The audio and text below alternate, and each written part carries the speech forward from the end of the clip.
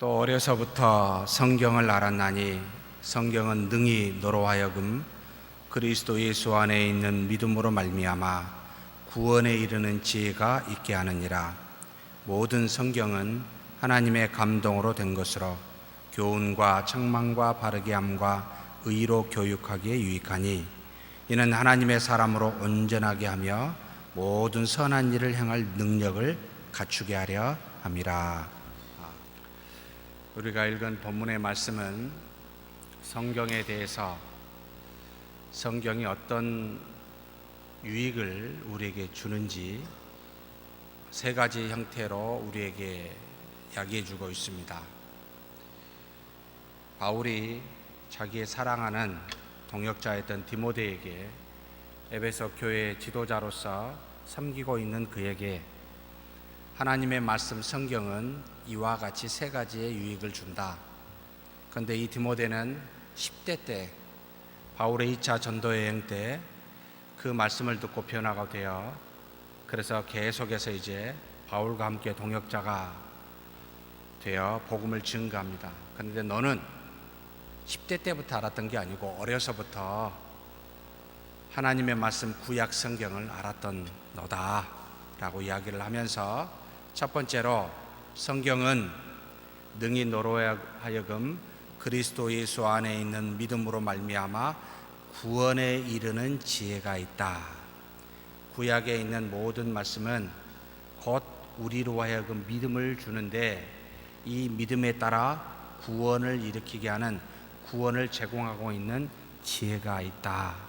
그래서 하나님의 말씀을 곧 복음을 보아야 그곳에서 믿음을 얻고 믿음에 따라 구원에 이르는 하나님의 자녀가 됩니다 라는 사실과, 두 번째, 모든 성경은 여기서 모든이라고 표현할 때는 토라라고 하는 모세오경과 그 다음에 역사서, 시가서, 예언서 총틀어서 가장 중요하게 생각했던 토라뿐만 아니라 다른 예언서에 이르기까지 모든 모세뿐만 아니라 다른 선지자를 통하여 주는 말씀까지 해서 모든이라는 말을 그래서 썼습니다. 모든 성경은 하나님의 감동으로, 성령의 하나님의 감동으로 사람이 그저 자신의 생각에 따라 영적 감흥에 따라 쓴 것이 아니라 성령의 감동으로 필요한 사람에게 역사하여 그것을 쓰게 했다. 그런데 그것은 어떤 유익이 있느냐? 교훈과 책망과 바르게 함과 의로 교육하기에 유익하다. 이 땅에서 우리에게 여러 가지 측면으로 참으로 하나님의 사람으로 반듯하게 살 수 있도록 만드는 유익함이 있습니다. 그래서 하나님의 말씀을 가르쳐야 됩니다. 그래서 전 세계에 이 구약 성경을 그렇게 많이 읽었던 유대 민족이 어쩌면 그렇게 노벨상을 많이 받았는지도 모르겠습니다. 어찌되었든 하나님의 말씀은 우리에게 이 땅에 살면서 삶에 굉장히 여러 군데에 유익을 줍니다 라고 두 번째 이야기하고, 세 번째 17절, 이는 하나님의 사람으로 온전하게 하며 모든 선한 일을 행할 능력을 갖추게 합니다. 이 땅에 살면서 사람의 힘으로 알지만 사람의 힘으로 그 의를 선을 행할 수 없는데 하나님의 말씀은 우리에게 이와 같은 능력을 주어 하나님의 사람으로 온전히 구비하게 준비되게 하는 그런 놀라운 능력이 하나님의 말씀에 있습니다. 구원에 이르는 지혜가 있고 의로 교육하게 이 땅에 바르게 살도록 유익하게 하고 능력을 갖추게 하는 그와 같은 일들이 성경을 통하여 일어납니다. 제가 이렇게 결론적인 말을 먼저 한 것은 문항, 웨스트민스터 서유리 문당 문제 85번의 답이기 때문에 그렇습니다. 자, 무슨 질문을 했습니까? 우리가 죄를 인하여 하나님께 받을 진노와 저주를 피하게 하려고 하나님이 우리에게 요구하시는 것이 무엇입니까? 죄를 피하도록, 죄로 인해서 하나님의 진노와 저주를 피하도록 우리에게 요구한 것이 무엇입니까? 어떻게 해야 하나님의 진노와 하나님의 저주를 피할 수 있습니까? 우리 죄로 말미암은 것들을. 답은 같이 한번 읽겠습니다. 우리가 죄를 인하여 하나님께 마땅히 받을 진노와 저주를 피하게 하려고 하나님이 우리에게 요구하시는 것은 세 가지가 있는데, 예수 그리스도를 믿는 것과 생명에 이르는 회개와 그리스도가 우리에게 구속의 유익을 전하는 여러 가지 나타내는 방법을 힘써 사용하라는 것이다. 이걸 통틀으면 한 단어로 하나님의 말씀으로만 우리는 그 저주를 피할 수 있다라는 것으로 귀결이 됩니다. 그래서 제가 먼저 그 말씀에 대한 내용을 이야기했습니다. 자, 그러면 조금 더 들어가서 좀 살펴보겠습니다. 우리가 이 앞에 지난주에 배웠듯이 죄란 무엇입니까? 라고 묻는다면 죄의 정의를 어떻게 내릴 수 있습니까? 하나님의 말씀을 불순종하는 것. 자, 죄의 기원은 사탄일까요? 불순종일까요? 네. 하와에게 어찌해서 너 선악과 나무 따먹었니? 물었더니 뭐라고 그랬죠? 잘못했습니다. 제가 그만 제 불순종으로 이렇게 됐습니다라고 말하지 않고 악한 사탄에게 핑계를 댔습니다. 하와에게 어떻게 해서 따먹었니? 했더니 누구에게 핑계를 댔죠? 하나님이 지어준 하와에게. 여러분, 구원파 또는 대부분의 많은 영적인 것을 구하는 사람들의 대부분의 잘못이 항상 여기에 있습니다. 모든 죄의 기원을 누구로부터 찾느냐면 아담과 하와의 불순종으로부터 찾지 아니하고 악한 영으로부터 찾는 게 문제가 됩니다. 그러면 아담과 하와는 피해자이지 스스로 하나님 앞에서 잘못하여 죄를 짓는 가해자가 아닙니다. 그래서 온전히 사탄이 다 잘못했고 악한 영이 잘못했다고 전부 다 핑계를 댑니다. 그러면 우리는 하나님으로부터 저주를 받을 필요가 없지요. 악한 영만 받아야 됩니다. 그렇습니까? 창세기 1장을 정확하게 읽어보면 하나님이 우리에게 순종할 만한 능력과 불순종할 만한 능력, 모든 것을 할 수 있는 자유의지라는 걸 줬습니다. 최초로 자유롭게 하나님의 말씀을 따를 수도 있고 따르지 않을 수도 있습니다. 얼마든지 악한 영이 선악과 나무를 따먹으면 하나님과 같이 되리라고 말해도 그것을 거부하여 하나님의 말씀에 순종할 만한 능력이 처음부터 아담과 하와 인류에게 주어졌습니다. 그런데 그것을 무엇으로 사용했습니까? 불순종함으로, 하나님의 말씀을 순종하지 아니함으로, 결국 사탄을 따라 그 말에 따름으로 불순종이 여러분 죄의 기원입니다. 그래서 하나님이 악한 영에게도 물었고 아담에게도 하와에게도 물어서 전부 저주하게 됩니다. 처음부터 우리는 하나님으로부터 놀라운 능력을 부여받았습니다. 선악과 나무를 따먹지 말라라는 명령을 주셨는데 그걸 왜 만드셔가지고 아예 그것을 없앴으면 선악과 나무를 따먹을 일이 없잖아요. 그렇다면 우리는 하나님의 형상을 따라 만들었다라고 하는 그 단어를 쓸 수가 없게 됩니다. 하나님은 자신과 같이 비록 피조되어진 피조물이지만 하나님과 같은 고유한 속성, 비슷한 속성, 나는 나다라고 말하는 야훼라는 독립적인 그런 지위를 우리에게 처음부터 허락하셨습니다.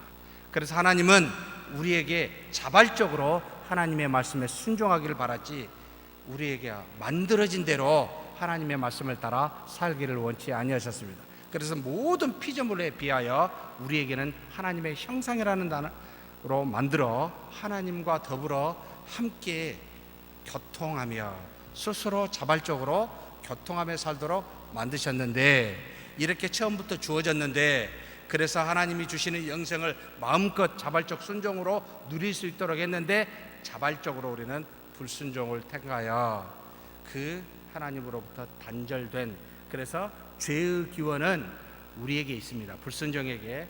그래서 죄의 싹슨, 이 열매는 뭐가 되었습니까? 라고 물을 때는 어떻게 되죠? 사망이죠. 죄의 싹슨, 하나님께서 우리에게 진노와 저주를 주어서 사망에 이르게 되었습니다. 그래서 로마서 5장 19절 말씀 보면은, 자, 한번 읽어보겠습니다. 한 사람이 순종하지 아니함으로 많은 사람이 죄인 된 것 같이 한 사람이 순종하심으로 많은 사람이 의인이 되리라. 자, 어떻게 함으로 많은 사람이 죄인이 되었습니까? 한 사람은 누구를 말하죠? 인류의 최초인 아담과 하와를 말합니다. 어떻게 했죠? 순종하지 아니함으로 우리가 다 죄인이 되었습니다. 그런데 또 다른 한 사람 누구죠? 예수 그리스도입니다. 순종하심으로 많은 사람이 의인이 되었다. 이와 같이 순종의 여부가 죄의 여부가 됩니다. 그래서 하나님의 뜻 말씀을 순종하는 것은 의요, 불순종하는 건 죄가 됩니다. 그래서 이렇게 죄를 짓게 돼서 죄의 싹신 하나님의 진노와 저주 곧 사망을 갖게 됩니다. 로마서 6장 23절 같이 한번 읽겠습니다. 죄의 싹은 사망이요 하나님의 은사는 그리스도 예수 우리 주 안에 있는 영생이니라. 불순종하여 얻은 것은 사망이고 믿음을 통하여 순종하게 되는 하나님의 은사는 곧 뭡니까? 영생입니다. 그 싹시. 그래서 순종의 여부가 굉장히 중요하더라. 불순종을 통하여 이 땅에 사망이 왔습니다. 야고보서 1장 15절도 그와 같이 이야기합니다. 같이 읽겠습니다. 욕심이 잉태한즉 죄를 낳고 죄가 장성한즉 사망을 낳느니라. 죄는 뭐로부터 나왔어요?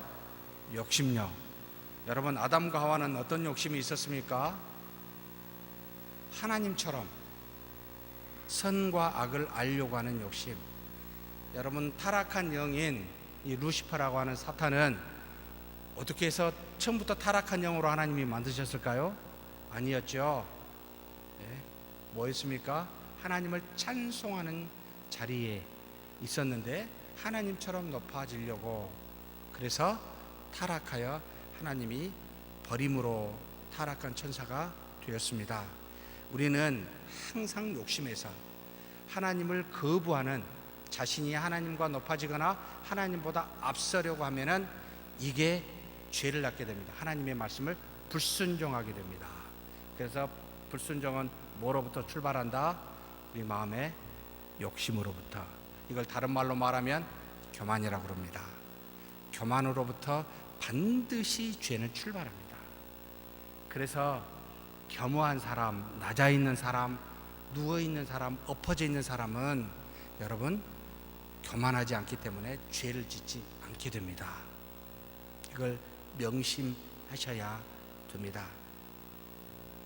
자, 그러면 우리가 하나님께 조금 순종하는 방식을 봤으면 좋겠습니다. 자, 하나님께서 우리에게 순종을 원하셨는데 우리는 불순종했어요. 불순종의 역사를 인류는 갖고 있습니다. 자, 하나님께서 먼저 뭔가 우리에게 를 주어서 우리로 하여금 순종하게 하는 방식을 채택을 했는데, 이 우리가 하나님께로부터 받은 걸 가지고 순종하려고 했을 때는 성공했을까 실패했을까를 봐야 됩니다. 굉장히 중요한 문제입니다. 첫 번째로 하나님께서 아담과 하와에게 자유의지를 주어서 자발적으로 하나님께 순종하는 방식을 취하셨습니다. 하나님의 형상을 따라 우리로 하여금 영적인 존재로 만들었고, 하나님과 같이 독립적으로 스스로 결정할 수 있는 능력을 주었고, 그리고 하나님과 같이 사랑이시기 때문에 사랑을 구현할 수 있는 능력을 주었습니다. 이 세 가지가 하나님이 우리에게 준 하나님의 형상을 따라준 대표적인 겁니다. 그래서 우리는 영적인 삶과 사랑하며 삶과 그리고 우리 스스로 뭔가를 판단하면서 할 수 있는 다른 동물과는, 다른 피조물과는 전혀 이 세 가지를 가지고 있지 않는 피조물과는 다른 존재로 우리를 만드셨습니다. 그래서 그걸 가지고 그 만드신 하나님과 더불어 연합하여 교통할 수 있도록 했는데 실패했습니까? 성공했습니까? 아담과 하와 2세도 안 가고 당대에 1세대 때 실패하고 말았습니다.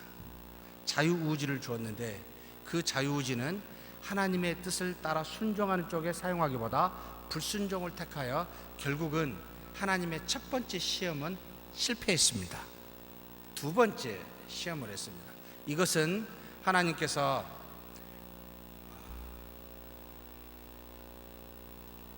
아담과 하와를 만드시고 아브라함 시대까지 한 2000년 정도 걸리고 아브라함부터 다시 모세에 이르기까지 한 1500년 정도, 그러면 총 3500년 동안 하나님께서 수많은 역사를 통해 모세에게 준 것이 있습니다. 뭘 줬죠? 하나님의 말씀, 율법을 주었습니다. 이제는 양심에 맡겨 스스로 판단하여 하나님의 외적 도우심을 통하여 하나님의 뜻이 무엇인지를 그 정도로 아는 정도, 아주 흐릿하게 그림자처럼 아는 정도가 아니고 분명하게 우리 인간의 언어로 쓰여진 하나님의 뜻을 우리에게 알려주어 나는 이러하니까 이렇게 해라 라고 분명하게 십계명과 더불어 수많은 율법을 주어 우리로 하여금 뜻이 분명하니까 이렇게 선명한 뜻을 따라 순종해라 라고 주었습니다. 성공했을까요? 실패했을까요?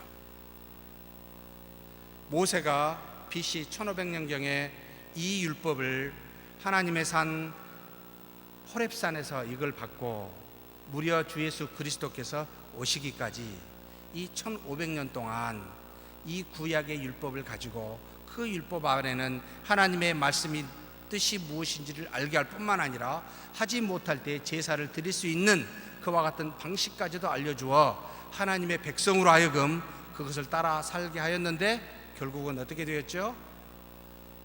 가나안 땅에서 하나님을 버리고 누구를 우상을 섬기는 그와 같은 일로 멸망당하게 됩니다. 결국 우리에게 하나님이 무언가를 주어 우리로 하여금 그 순종, 그 뜻을 순종하도록 하는 방식은 실패로 끝납니다. 근데 이걸 아셨을까 모르셨을까요?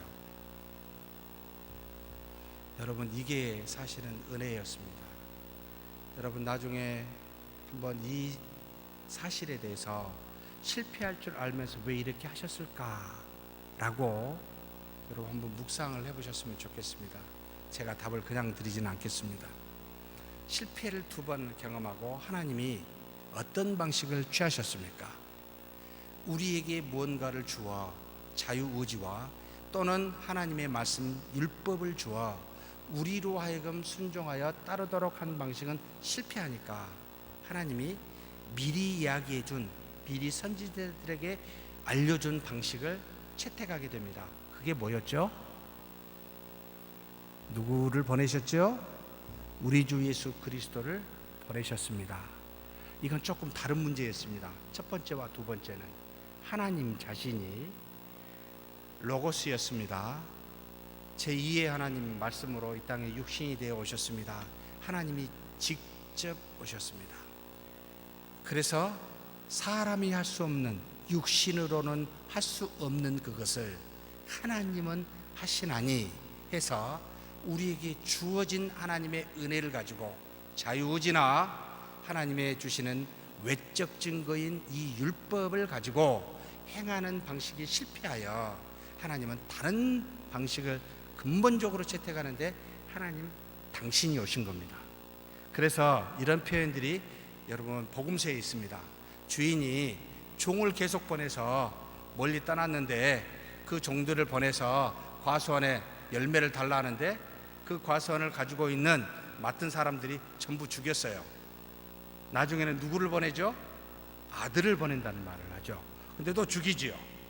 근데 왜 죽입니까? 아들까지 죽이면 상속할 자가 없으니까 그 과수원이 자기에게 올 거라고 착각했었던 것이지요. 사실은 다 하나님의 플랜이기도 했습니다. 하나님의 아들을 보내셨습니다. 우리 힘으로 안 되는 것을 이제는 하나님이 하시겠다라는 방식이었습니다. 그런데 하나님의 아들을 보내사 무슨 일을 행하셨죠? 예수 그리스도를 이 땅에 보내서 무슨 일을 하게 하셨습니까? 아무리 해도 하나님의 말씀인 율법, 하나님의 뜻을 지킬 수 없었던 그 근본적인 원인이 뭐죠? 우리의 타락한 본성, 우리의 죄의 문제를 어떤 인류도 해결할 수 없어서 이 문제를 해결하기 위해서 죄가 없으신 이 땅의 유일한 피조물로는, 인류로는 어느 누구도 그럴 사람이 없어 하나님의 아들 독생자라는 이름으로 이 땅에 보내셔서 그분을 통하여 속량케 했습니다.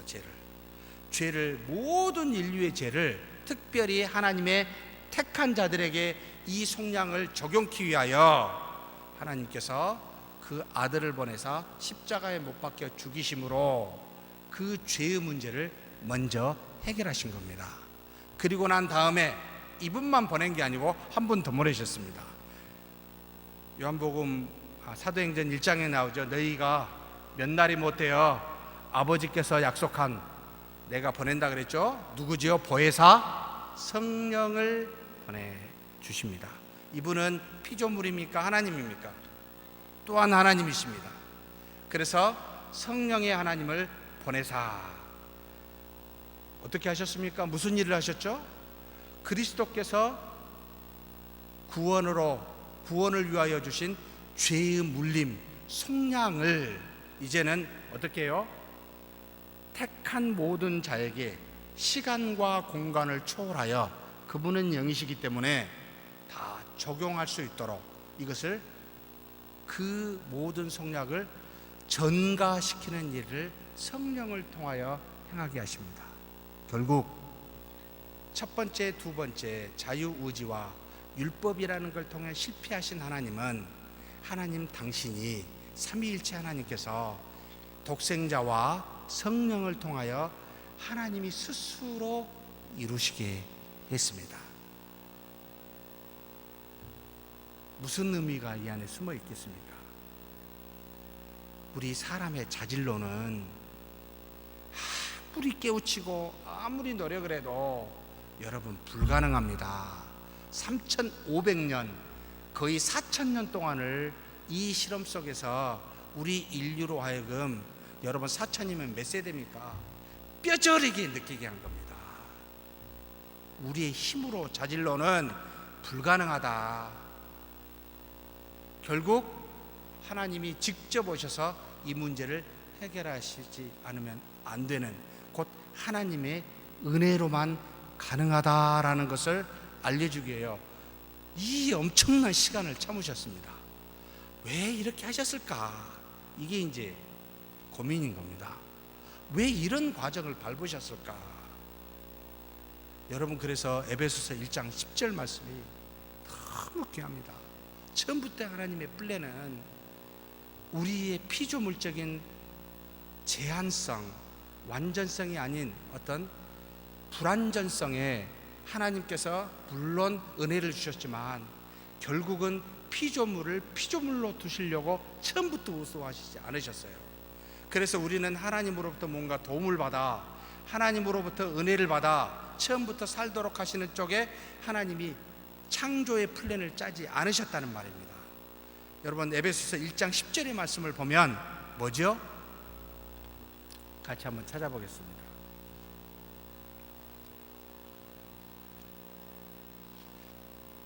에베소서 1장 1절부터 여러분 뒤에 14절까지는 100번은 읽으셨으면 좋겠습니다. 정말 100번을 읽으셔서 그 뜻이 무엇인지 계속 묵상해 보십시오. 놀라울 정도의 은혜가 있습니다. 10절 다 같이 한번 읽겠습니다. 하늘에 있는 것이나 땅에 있는 것이 다 그리스도 안에서 통일되게 하려 하심이라. 신적인 창조주 하나님과 물질적인 이 땅의 피조물이 어떻게 된다고요? 통일, 하나 되게 하는 것. 누구 안에서요? 그리스도 예수 안에서. 하나님의 궁극적인 하나님의 나라는 바로 이거였습니다. 피조물로 하나님의 은혜를 받고 도움을 받고 살고 그대로 남겨두려고 하신 것이 아니라 비록 죄를 지어 타락하여 하나님을 떠난 일이 있지만 그러나 이 과정을 통하여 하나님이 무엇을 이루고자 했다? 하나님과 우리가 하나 되게 했습니다. 그래서 우리는 하나님을 뭐라고 부릅니까? 예수님이 하나님을 부르듯이 부릅니다. 하나님을 뭐라고 부릅니까? 아버지여. 하나님이 예수님을 뭐라고 부릅니까? 인자야, 아들아. 여러분 천사들에게 피조물에게 그렇게 명령을 해본 적이 있습니까? 없습니다. 하나님의 마음이 여기에 있었습니다. 이것에 무너집니다만 우리는 피조물입니다. 그것도 온전한 피조물이 아니라 죄가 많은 피조물입니다. 그런데 하나님이 이런 죄의 과정을 통하여 성량하시고 성령이 내주게 하심으로 우리로 하여금 여러분 하나님의 자녀되게 하는, 통일되게 하는 역사를 이루어 주셨습니다. 그 맛을 지금 이 땅에서 교회라는 곳에서 조금 맛보고 있습니다. 우리는 그래서 뭐라고 부릅니까? 집사님, 장로님 뭐 이렇게 부르지만 사실은 뭐죠? 우리는 박원표 형제님, 좀 어색하네요. 그 형제입니다. 예? 박종희 형제님, 브라더입니다. 우리는 형제 자매입니다. 이것을 자각을 잘 못하잖아요. 왜 그럴까요? 일주일에 한 번밖에 교회 안 오니까. 나머지는 세상에 사니까. 그런데 저와 여러분이 세상에 살면서도 그 믿음의 소망을 갖고 살면, 여기 계신 분인데 가족이라, 예수님이 자기의 친어머니와 동생들이 왔었을 때 어떻게 했습니까? 예? 너무 반가워한다 와서 뛰어나갔습니까? 안 그랬습니다. 앉아있는 제자들에게 내 형제들이요, 부모요, 그렇게 이야기를 했습니다. 아시는 거죠. 나중에 예수님 가서 형님이라고 해서 우리 불러야 됩니다. 형님, 형님이라 해야 되나 아니면 같은 동급인가 모르겠습니다. 굉장히 올라가 있습니다. 그래서 여러분 시편에 82편입니다. 하나님의 말씀을 받는 사람들을 여러분 뭐요? 신들이라고 부릅니다. 신들이라고. 감히. 이게 목적인가? 그러면 죄는 어쩌면 이런 생각이 들어요. 필연적이었겠다. 타락은 거기까지 가기 위한 필연적 과정이었겠다. 그렇게 생각하니까 또 너무 감사합니다. 타락하게 해주셔서 감사합니다. 정말 놀라운 은혜였습니다. 그래서 구원은 처음에 만들어진 창조 세계로 회복 정도가 아니라 여러분 더 위에 있습니다. 처음에 만드신 아담과 하와가 죄를 짓기 이전에 하나님 앞에서 온전한 자유의지를 가지고 사는 정도로 회복이 아니라 더 위에 있습니다. 그때도 하나님을 아버지라고 부르지 않았습니다. 그때 성령의 하나님이 그들 마음속에 내주하지도 않았습니다. 지금은 내주하여 계시고 하나님을 아버지라고 부릅니다. 그래서 참 놀라운 플랜 속에 있었구나. 너무나 죄가 많은 곳에 뭐가 많아요? 은혜가 많을 수밖에 없겠구나. 자각이 됩니다. 그렇구나. 그래서 고난이 뭐가 있어요? 축복이 있구나 라고 당당하게 말할 수가 있습니다. 저와 여러분이 이 땅에서 흠나는 삶을 살수록 하늘의 상급은 크겠구나, 하나님은 선명하겠구나, 하나님의 말씀과 하나님의 뜻이 더욱더 가깝겠구나 라고 느껴집니다. 이 땅에서 편하면 편할수록 하나님과 거리가 멀겠구나, 당연히 그리 생각하게 되어 있습니다. 그래서 믿음의 선조들이, 예수님의 12사도와 12사도의 속사도, 우리가 말하는 교부들이 그토록 고난과 역경을 맞았으면서도 하나님 앞에 감사하여 오히려 나를 거꾸로 십자가에 매달라라고 베드로처럼 담대하게 외칠 수가 있겠구나 라는 생각을 그제서야 하게 됩니다. 그렇구나, 이게 하나님의 은혜였구나. 그래서 여러분 산상수훈의 말씀이 다르게 보입니다. 이제 그때부터는 이 땅에서 복받는 자가 뒤가 아니고 이거구나, 앞에 거구나. 천국이 저희 것입니까? 너무 좋다는데 그 앞에 건 잘 안 보잖아요. 마음이 가난한 거 별로 그건 안 좋거든요. 애통하는 것도 안 좋으니까 위로만 봐요. 애통하는 자에는 복이 있나니 위로를 받을 것이라. 위로는 좋지요. 애통은 안 좋아요. 그런데 이걸 깨우치게 되면 앞에 걸 봅니다. 그래, 이게 맞다. 이 땅에서는요, 저 세상에서는 안 그렇지만 이 땅에서는 앞에 부분이 맞겠구나, 이런 생각을 단번에 하게 됩니다. 그러면 무슨 생각을 합니까? 편하게 살면 안 되겠다, 잘 것 다 자면 안 되겠다, 먹을 것 다 먹으면 안 되겠다, 누릴 것 다 누리면 안 되겠다, 뭔가 내가 부족하고 뭔가 하나님이 나한테 궁일이 여길 만한 게 있어야 되겠다, 뭐가 있지? 이런 고민을 할 수밖에 없습니다. 내가 지금 너무 평안하면 이게 문제가 있는 겁니다. 이게 도대체 하나님 나한테 나를 은혜를 안 주시는 건가? 왜 이러지? 여러분, 기도 제목 많이 있으시지요? 기도할 거 너무 많지요? 진짜 감사한 겁니다. 하루라도 기도 안 하면 안 될 문제들이 막 매일 터지지요.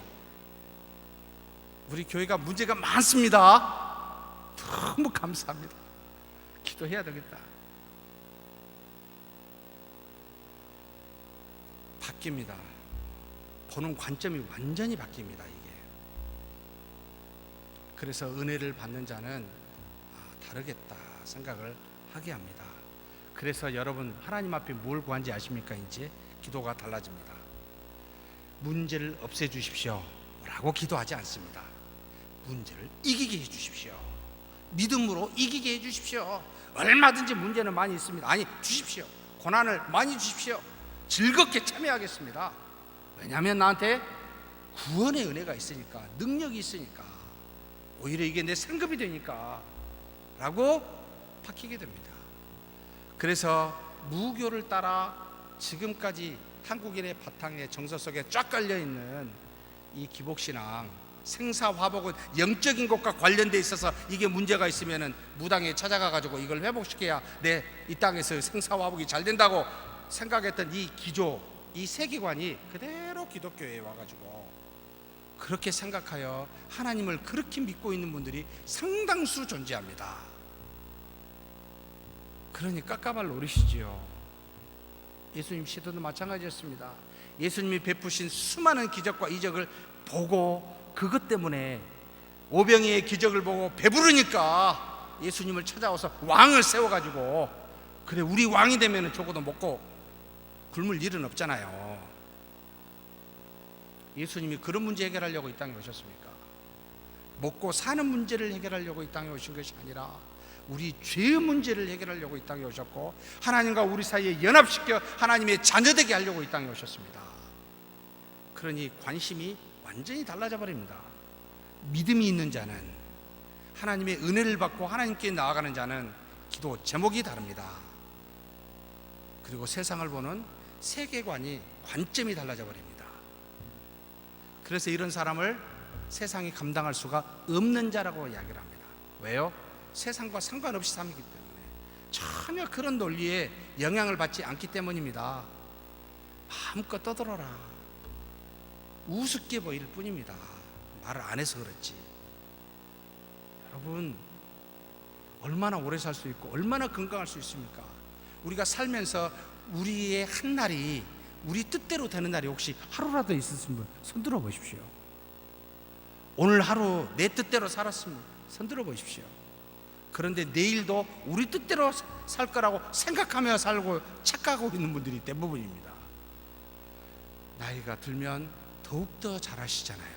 오래 살아봤으니까. 그래서 교회는 어쩌면 우리 교회처럼 어르신들이 많이 오신지도 모르겠어요.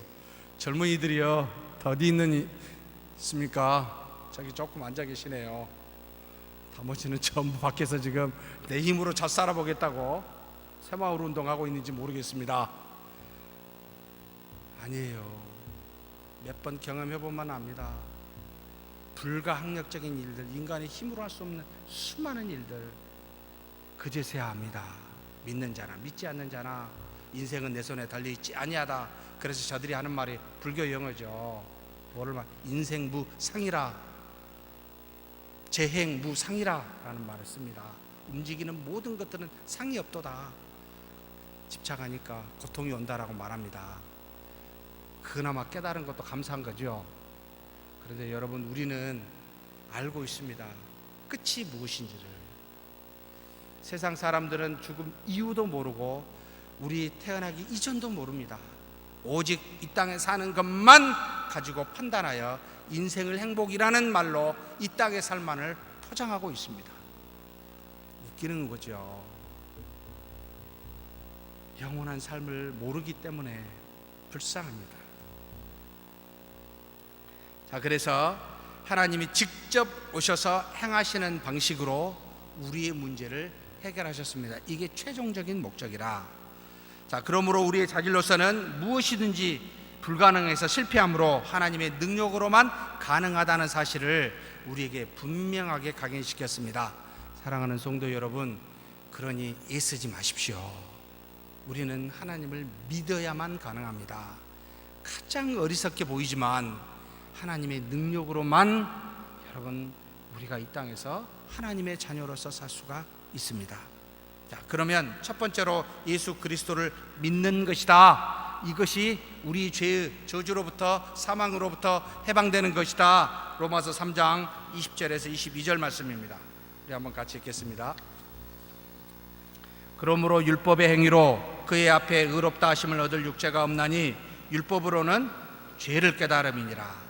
이제는 율법 외에 하나님의 한 의가 나타났으니 율법과 선지자들에게 증거를 받은 것이라. 곧 예수 그리스도를 믿음으로 말미암아 모든 믿는 자에게 미치는 하나님의 의인이 차별이 없느니라. 하나님이 율법으로는 안 되니까 또 다른 것을 마련해 주셨어요. 그것은 뭐죠?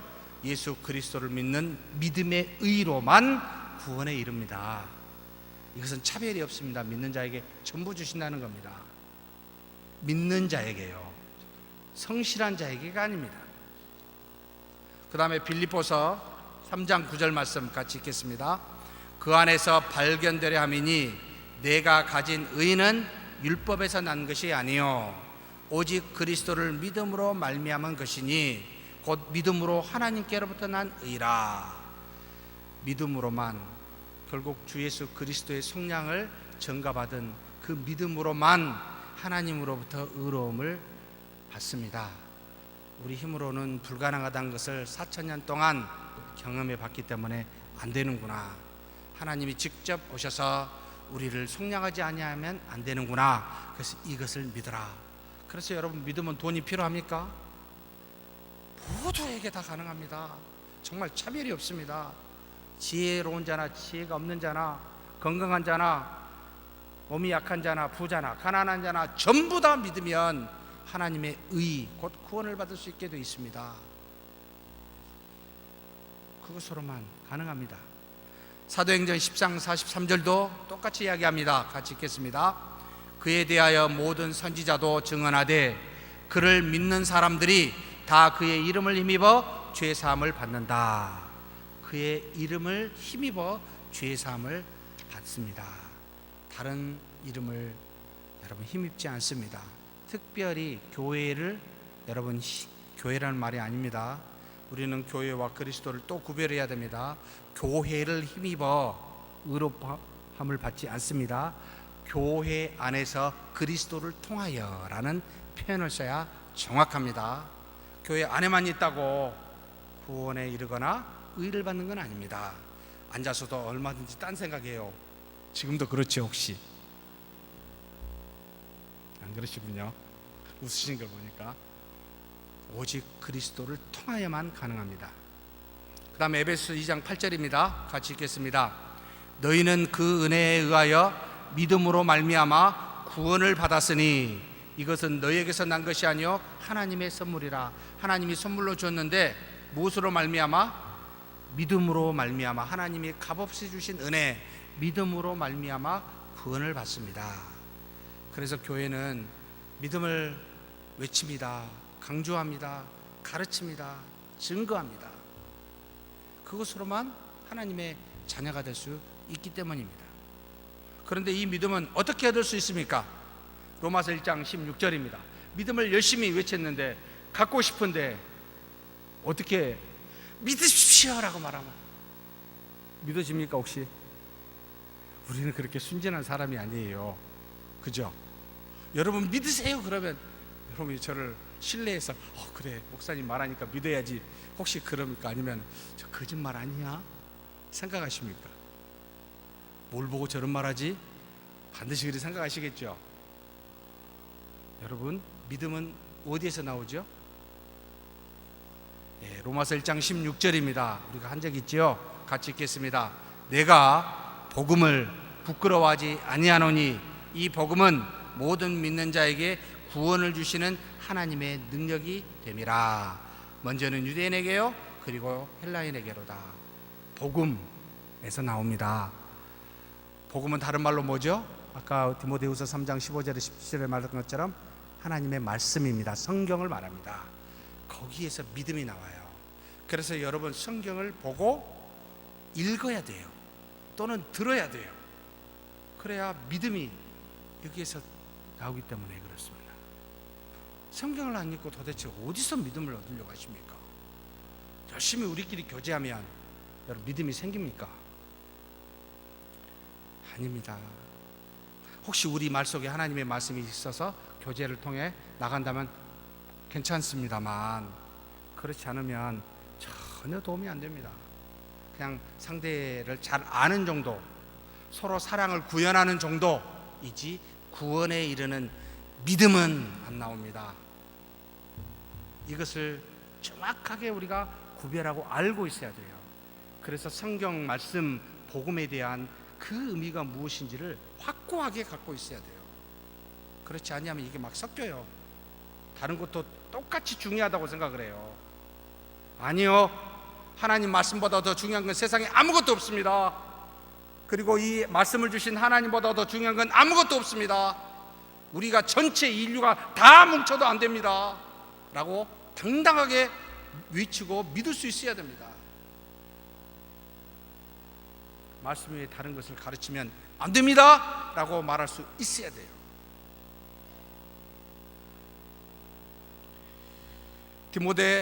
디도서 3장 5절도 있습니다. 같이 읽겠습니다. 우리를 구원하시되 우리가 행한 바 의로운 행위로 말미암지 아니하고 오직 그의 긍휼하심을 따라 중생의 씻음과 성령의 새롭게 하심으로 하셨나니. 어떻게 새롭게 됐습니까? 중생의 씻음과 성령의 새롭게 하심. 하나님의 말씀과 또 한 가지가 더 있었어요. 뭐죠? 성령으로 말미암아. 이걸 성령의 내주하심, 중생이라는 말을 씁니다. 니고데모가 예수님께 나왔었죠. 하나님께 어떻게 갈 수 있습니까? 무엇으로 거듭납니까? 예수님 뭐라고 이야기하죠? 무엇과 무엇으로 거듭납니까? 물과 성령으로. 하나님의 말씀을 다른 말로 말하면 성령이구나. 성령을 다른 말로 말하면 하나님의 말씀이구나. 우리 마음에 보이지 아니하게 내 안에서 내적 증거로 마음판에 새기는 분은 성령이시구나. 이 성령이 네 안에 말씀을 새기고 밖에 있는 말씀은 이렇게 성경으로 글자로 주셨구나. 이걸 외적인 증거라. 네 안에 계신 성령을 내적 증거라. 그래서 성경과 성령을 우리는 동일하게 붙잡고 같은 것으로 여기고 있습니다. 그리고 이것도 성령의 감동으로 쓰였습니다.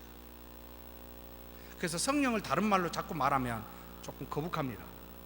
자꾸 능력, 은사 있습니다만 그것을 말한 게 아니라 성령은 성경을 원래 말하고 성경은 성령을 말하고 있기 때문에 이게 본질이기 때문에 이걸 말하지 않고 다른 것을 이야기할 때마다 조금 거북하게 됩니다.